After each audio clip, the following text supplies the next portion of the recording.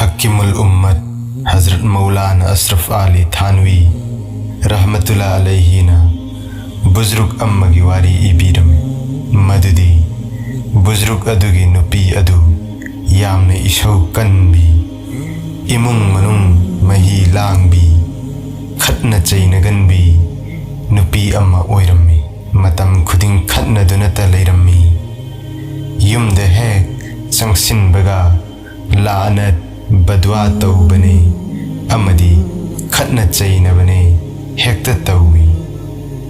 नोंगमदी कनागुंबा अमना बुज़ुर्ग अदुदा हाय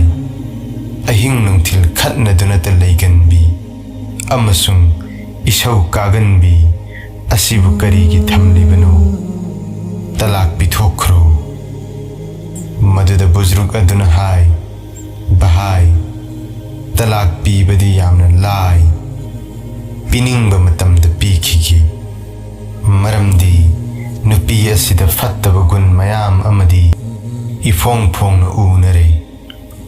तौबतबु मंगोंदा फजबा गुन अमखक्ति चेली हायरिबा गुन अदुना मरम ओइरगा अइना माबु कैदौमैदा थादोकलो अमसुंग तलाक पीरोय मंगोंदा चेलिबा गुन अदुदी असिनी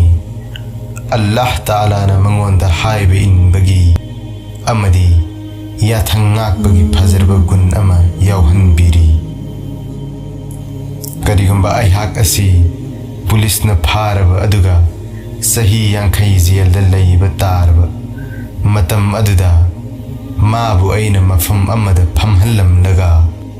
चटपा तारबसु महाग मफम अदुदा लेंगदना अदुम लैरमगनी कनागुंबा अमदा हन्ना फावे यांथोकलोय हायरिबा गुन असि ममल नाइद्रबा यामना थाक वांग